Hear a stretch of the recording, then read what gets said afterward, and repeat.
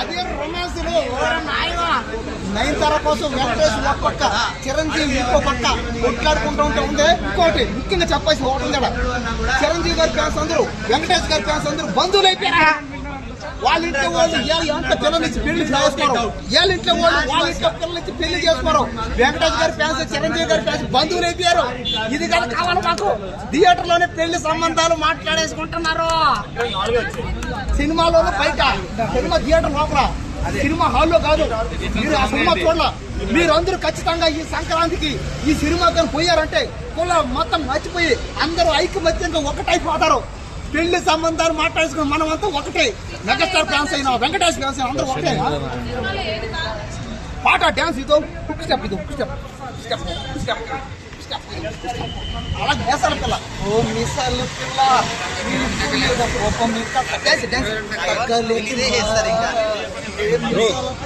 ఎందుకోసం సంక్రాంతి ఇన్ని సాంగ్, ప్రతి సాంగ్ పెద్దోళ్ళు అయినా కూడా ఎంత బాగుంది. సినిమాలో స్టోరీ స్లో ఉన్నాయి, స్లోగా పోతుంది. మధ్య మధ్యలో డ్యాన్స్ వస్తాయి, మధ్య మధ్యలో ఫైట్లు వస్తాయి, మధ్య మధ్యలో రొమాన్స్ వస్తాయి.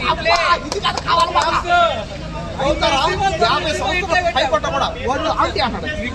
ఆంటీ కాదు, 16 ఏళ్ళ అమ్మాయి దాకా పొడిచి పిల్లలాగా అబ్బా నయనతార అంటే చేస్తున్నారన్న ఆయన నయనతార చూసుకుని పట్టించా అంతేనా. కాబట్టి సినిమా మాత్రం వేరే లెవెల్. చిరంజీవి గారిది నయనతార గారిది ఇద్దరు కాంబినేషన్ ఓకే సెట్ అయింది. కానీ వెంకటేష్ గారు వచ్చి పక్కన నిలబడుతుంటే మధ్య మధ్యలో వాళ్ళిద్దరు కనెక్షన్ అబ్బా చూడలేకపోతాం. నయనతార కోసం చిరంజీవి వెంకటేష్ కొట్లాడుకున్నారు మధ్య మధ్యలో.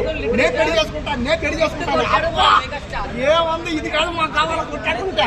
అలాగే అది కరెక్ట్ అనుకోవచ్చు. వెంకటేష్ గారు రాగానే సెకండ్ హాఫ్ వేసింది ఎక్కడికి వచ్చి. వెంకటేష్ గారు రావడంతో అయింది. ఎందుకంటే వెంకటేష్ గారికి ఫ్యామిలీ ఆడియన్స్ కానీ జనాలు కానీ షాక్ అయిపోతారు బాగా ఏడిస్తున్నారు. కాబట్టి నేను చెప్పేది మాత్రం దయచేసి మర్చిపోకండి. ఏదంటే చిరంజీవి గారి ఫ్యాన్స్ అందరూ వెంకటేష్ గారి ఫ్యాన్స్ తో సంబంధాలు కలుపుకోండి. వెంకటేష్ గారి ఫ్యాన్స్ అందరూ చిరంజీవి గారి ఫ్యాన్స్ తో బంధుత్వం కలిపేసుకోండి. పిల్లల్నిచ్చి పెళ్లి చేసుకోండి. మనమంతా ఐక్యమత్యంగా మనమంతా ఒకటే. చేసేలా ఉన్నాను. అనిల్ రావుపూడి లాస్ట్ లో వచ్చాడు. ఏందుకో సంగతి ఆ పాట ముగ్గురు కలిసి డ్యాన్స్ చేశారు.